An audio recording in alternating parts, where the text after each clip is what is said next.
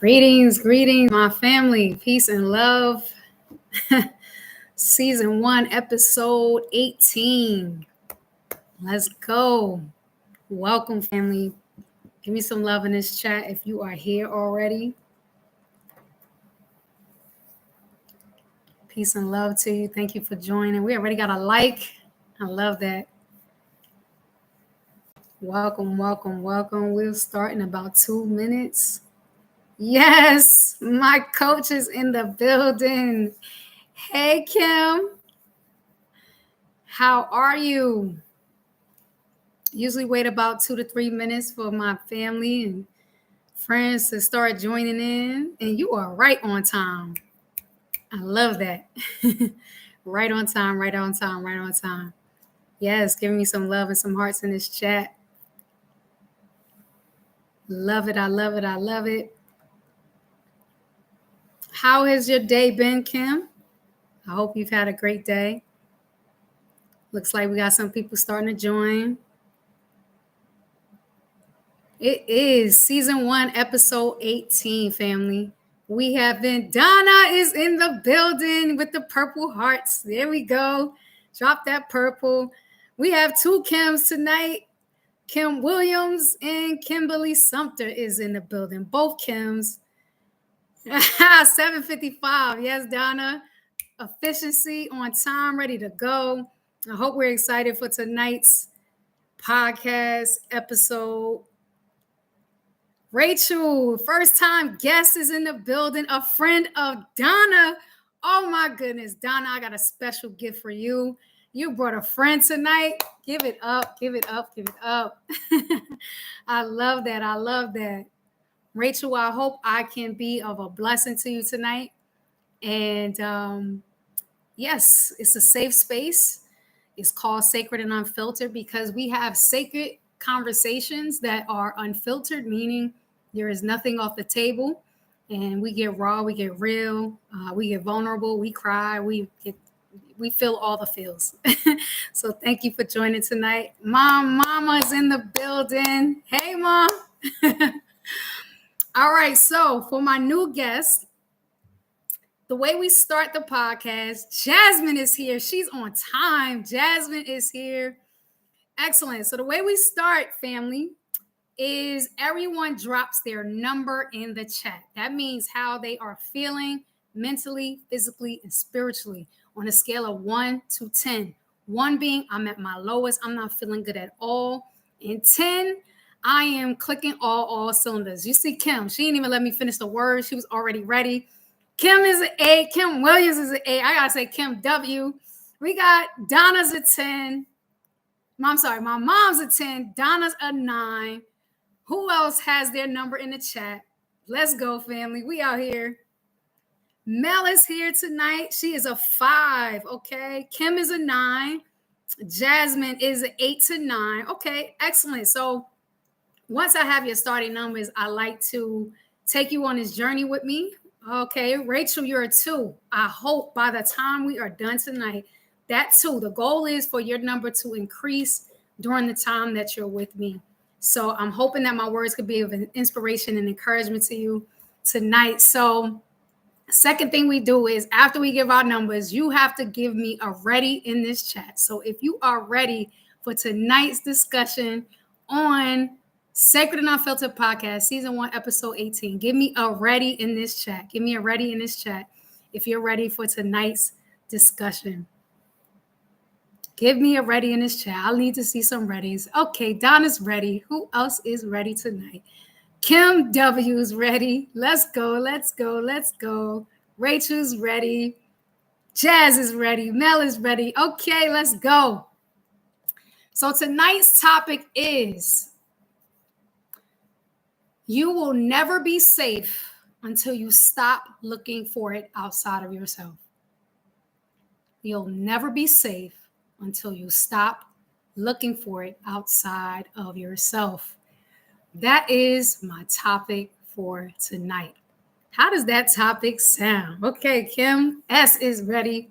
How does that topic sound? You will not be safe until you stop seeking it outside of yourself. And I'm going to explain the inspiration for this topic. Yes, Kim, give me that awesome in this chat. So, you all know that I have been doing this 30-day speaking challenge. And it has done a number of things for me. It has challenged me to show up in the space of speaking every single day. It has stretched me outside of my comfort zone. And to my surprise, it has healed parts of me that still kind of needed to be seen. And during these 30 days, I've been kind of telling my story, and I'm on day 22. Today is day 22, so clap it up for that, day 22. Well over the hump. And yesterday, my topic was on my safety wound. Has anyone, and we could talk about this tonight, has anyone ever heard of a safety wound? A safety wound. Drop it in this chat if you heard of a safety wound. Yes or no? Quick. Yes or no? Heard of safety wound? Safety wound. Give me some love in this chat. Okay, Donna hasn't heard of it. All right. Anybody else? No. Okay, Kimberly, no. I got to know. So tonight you are going to be educated, okay? So I found out that I had a safety wound from reading this book, which I'm going to put in the chat, called The Origins of You. It's by a woman named Vienna Ferron. I'm putting that in the chat. The spelling might be a little off, but this book, when I tell you, is so amazing. It breaks down your childhood wounds like it's breaking down a box. It busts you down to every single part of yourself. So a safety wound is that wound that is triggered as early from 0 to 7 years old. So most of us have had a safety wound in our childhood, meaning there is a deep traumatic experience that robs us of our sense of safety. Now, most of you on this podcast know that for me was the loss of my father at the age of 5. So my sense of safety was stripped very early on. And then I developed, the abandonment wound, the anxious attachment, all coupled from that one childhood experience.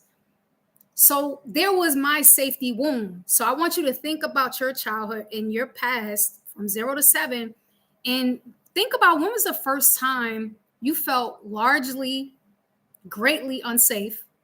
And then you started formulating patterns or behaviors to start protecting yourself. Okay, that's what I want you to think about tonight as we get through the topic. So my response to this was, when I lost my father, I was again feeling unprotected. So then I started subconsciously, right? Not in the foremind, but in the back of my mind, I started looking for safety everywhere else. Everywhere else. That means friendships, romantic relationships, you name it. Oh, not just people, but the things that I will wear, my clothes, right? Money, being a provider. These are the things that started to make me feel safe. Kim S., my mother died when I was 5 years old. I've had abandonment issue ever since. So now, Kim, I thank you for sharing that. I want you to think of once you lost your mom, your sense of safety was stripped. And what did you do in order to create safety within yourself? See, that's what we as children start doing. We create false, and I'm going to say false. It's a false sense of safety. We look for safety everywhere else outside of ourselves. So that comes in many, many forms. So that's why I mentioned you could get that through a materialism, right? Like people, when they look good, they feel good. They're like, yeah, I'm safe. I'm good in that. People who who are go-getters. They hustle. You know, I also hid myself in my work. You know, I became an overachiever to that made me feel safe. As long as I could do my job and do my job so efficiently, that made me safe. And then the reward that I received from people and working so hard that made me feel safe. But again, a false sense of safety. Now, that safety, all of those things that I used to protect myself, it was all shattered kind of overnight when my marriage ended. Like everything that I thought was keeping me safe, I was completely stripped of it. So once I got stripped of everything that defined me as my sense of safety, and this is what I alluded to yesterday on my day 21, I had to do the work of beginning to find safety within nothing else but me, myself, and I. That is the work, family. Where is your sense of safety? So we rely too much on external things to feel safe. We really do. So that's my talking point. The first one is this false sense of external safety. We've truly been conditioned, like, to believe that safety comes from everything outside. You know, the stable job, the perfect partners, the financial security, all of it is a lie, family. Your external circumstances cannot help you when things change in an instant. So give me some feedback in this chat. How many of you where life has kind of ripped you in an instant moment, like everything you thought was your safety net was taken from you? Everything you thought was your safety net was taken from you in a moment's notice. And you're scrambling to find your sense of safety. Let's be honest tonight. How many of you have had that type of experience? Okay, Kim, I became an introvert. I also put my energy into many creative outlets. I'm just happy I never picked up an unhealthy addiction. Aha. I see you. Jasmine, I have so many. Thank you for being vulnerable tonight. And see, Kim S., you're speaking to what I also did, because that's also a false sense of safety, is you're still putting it into work. You know, I used to, let me tell you, before being a vice principal, I was a high school athletic director. And I worked probably 13, 14-hour days. I had absolutely no time for myself. None. No time to feed and replenish my mind, body, and spirit. And in that, I found like excitement and joy in just the job itself. But once that job was over, look at me now. Like I had a moment where it was like, okay, who am I without the job? Who am I without the money? Who am I without the relationship? And see, that's where the transition happened for me. It was having to hit rock bottom in order to start doing the deep inner work, which I now coin the Temples method. Kim W., I had to build self-trust with myself. I realized that I can only depend on me. Absolutely. 1000%. You can only depend on you. So, point number 2. Once I identified that all of my safety was coming from outside of myself, the second thing I had to do was create safety within myself. And the only way I started to learn how to do that was regulating my nervous system.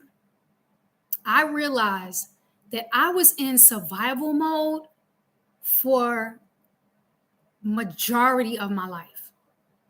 Surviving, just hustling, grinding, getting through the day, numb to emotion, numb to my authentic self.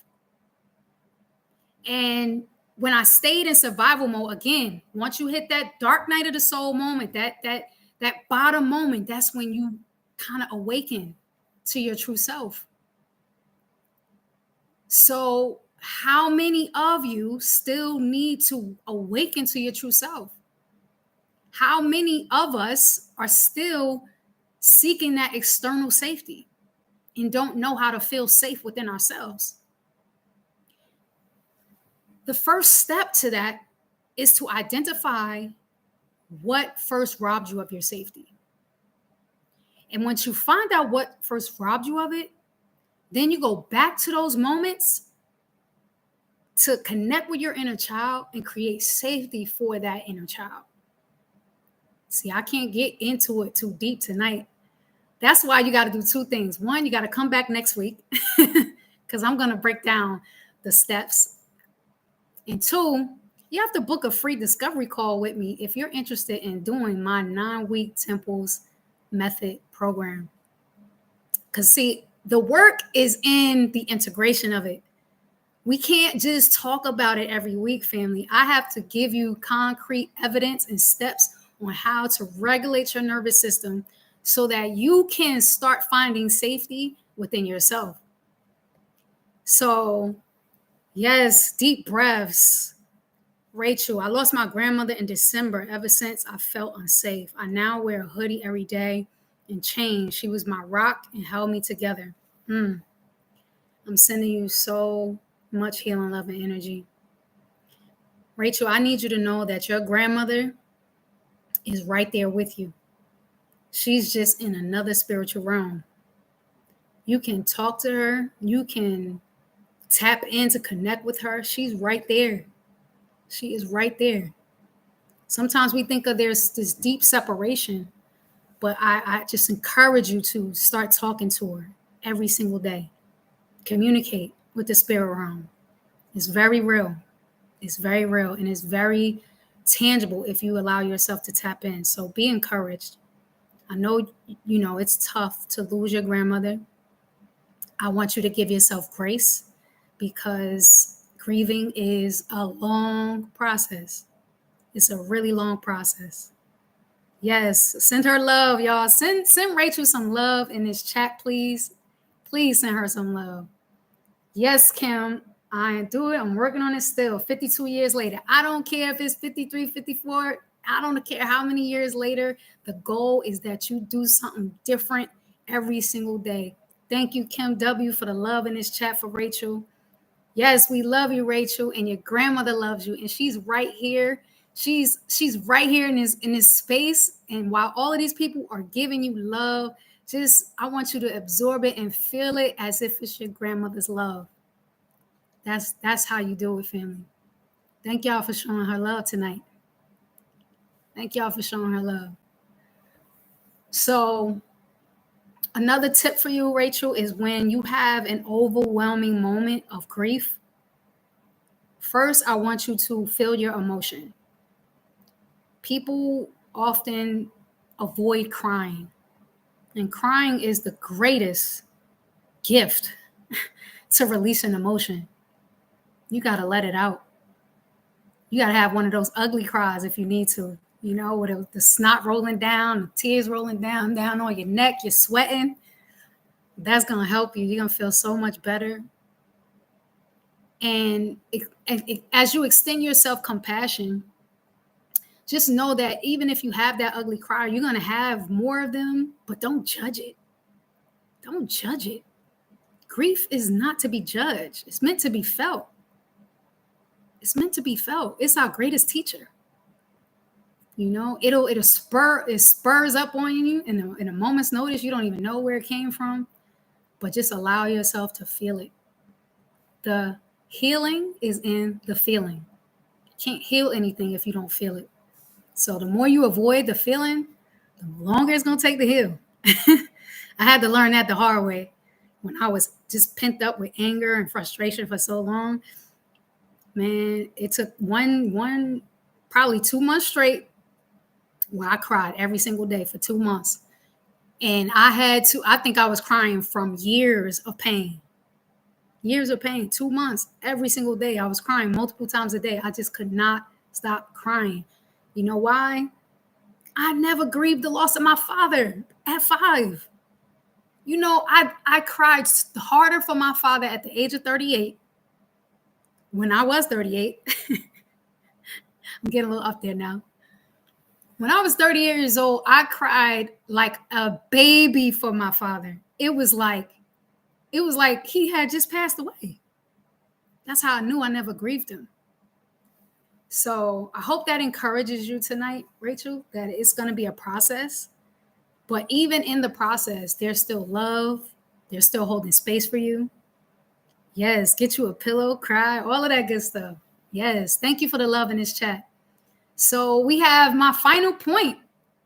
My final point. This has been so yummy tonight. Give me some love in this chat. If this has been a blessing to you so far, give me some love in this chat. This has been a blessing to you so far. Give me some love. Give me some love. Let's go. Let's go. Let's go. Yes, Kim W. Yes. Sometimes we grieve what could have been. Absolutely. Yes, Rachel. Thank you. We're sending you hugs. Yes, good cry with the rain this morning. That's good. Lean into the elements to feel. Lean into the elements to feel. Lean into the elements to feel. This feels yum. Last point, family. Last point. Give me some readies in this chat. Give me some ready in this chat. You ready for our last point tonight? Last point tonight. We are almost done. Last point. Last point. Give me some readies in this chat. Give me some readies in this chat. Give me some readies in this chat. Let's go. Let's go. Let's go. Yes, we're ready. We're ready.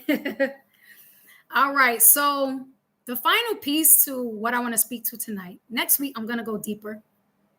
But I wanted to make this a 2-parter. But the last part is you have to create your own safe haven. You have to create your own safe haven. Meaning you have to, like for me, when I realized that I felt like I needed protection, I had to start creating my own source of protection and not relying on a person to protect me. So ways that I do that. I avidly pray, in some way, shape, or form, whether it's first get up and I go to my altar, or driving on the way to car, or when I get to my office, I keep the lights off and I go into my back part of my office and I sit in the stillness. And that is my form of creating my safe haven before I deal with outside energies. So I want you to start reflecting. What is your way that you create safety for yourself? What is your safe haven? You have to create your own, be your own protector. So second, I had to become my own source of validation. So validation was really, when I say really, really hard for me, I'm still navigating validation because that was probably my greatest need. I needed to feel and hear from people that I was doing good and I was feeling good, whatever. So right now, I've finally reached a point where I'm no longer looking for it. Finally reached that point. No longer expecting it, no longer looking for it. If I get it, great. If I don't, still great. Because I affirm myself every single day. Every single day I look in the mirror and I affirm myself. I affirm myself before I leave the house. And you know what started to shift? Believe it or not, the more that I was affirming myself, the more the affirmations were coming from other people. So there is a hermetic principle: as within, so without. So as within me, I keep affirming myself. And knowing that I need validation or not really need it, but I desire it. All of a sudden, not looking for it externally, I'm validating myself. Next thing you know, I'm getting praise left and right. Praise coming. I'm just like, thank you so much. I appreciate that. Thank you so much. I appreciate that. Like, and it's always with a heart of gratitude. Because once it starts coming, you got to have gratitude. So my sense of safety, I started creating be my own protector. I started to validate myself and just use practical ways to create such a security within myself that like it's unshakable. So here's your focus from this week till next. I want you to start thinking about your own safety. I want you to start thinking about the first time your wound was triggered. And then I want you to start thinking about how have you navigated this wound since then. And lastly, if you identify that you are relying on external factors to bring safety to you, then it's time to make some changes. That's my word for the night. That's my word for tonight, family. The only thing that's keeping you stuck is your own sense of safety or lack thereof. Thank you, Jasmine. That is my word for tonight.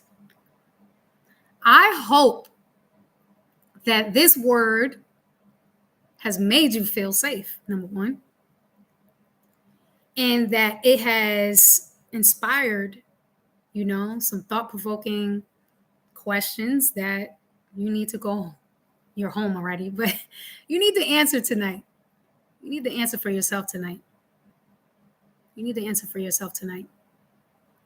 And I'm gonna be honest with you. This is how spirit works with me.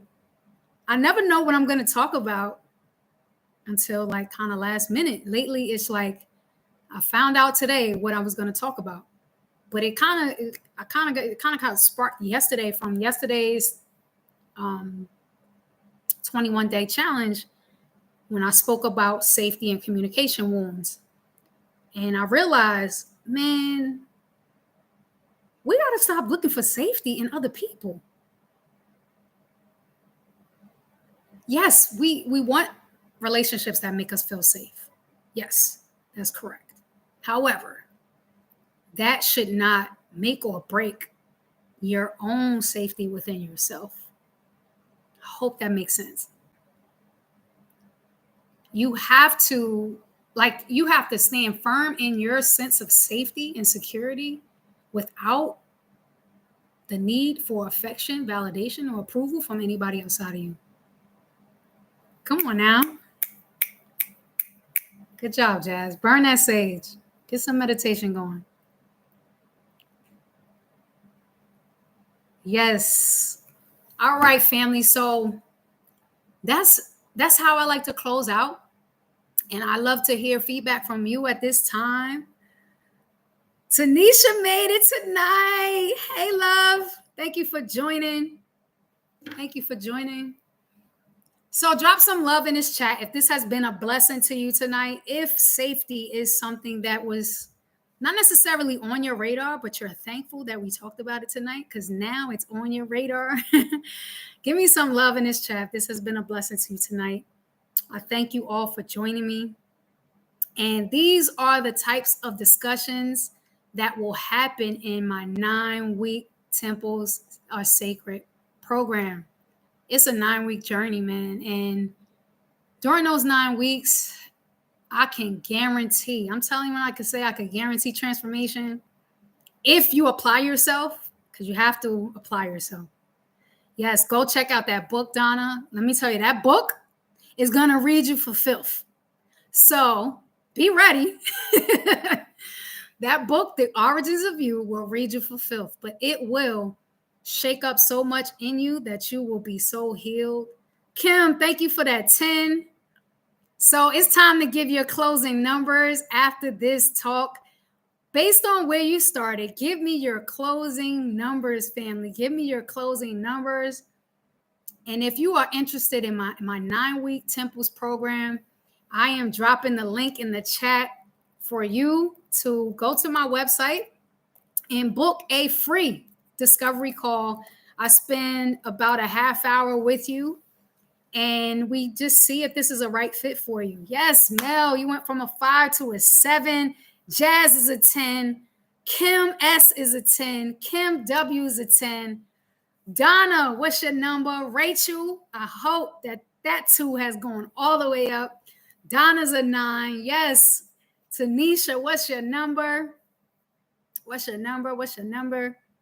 Rachel, a 2 to a 5. I will take that. I will take that. I will take that. I am so happy. Listen, 3 notches is more than enough. That's profound. Y'all give some hand claps to Rachel, y'all. She went from a 2 to a 5. Man, this makes my heart feel good. Pouring into you is pouring into me. So I'm on a 12. I'm on a 12 tonight. I'm going to spend the rest of the evening just enjoying some basketball. And how about those Knicks, y'all? How about those Knicks, family? Kim W. and Donna, thank you for the love in this chat. Family, I thank you so much for joining me. I am about done. And that's it, family. Join me next week, same time, 8 o'clock. Book your free discovery call and find out what my Temples program is all about. Tanisha, she caught the tail end, but you know you're going to go back and watch this energy, right? I mean, this recording. You got to go back, Tanisha. You got to go back. But yes, I hope to see you next week. And I think I'm going to continue with this topic of safety. I have some more that was already coming up as I was speaking, but I was like, let me hold that. Let me hold that for next week because I don't want to keep you too long tonight. So everyone, Mama's a 10. Tanisha, she said she loves the 10 energy. I love you, family. There's nothing that you could do about it. This is your girl, Karima, here to remind you that you are a sacred temple. Until I see you next week, stay beautiful, stay positive, and stay safe. Peace and love. Thank you for joining.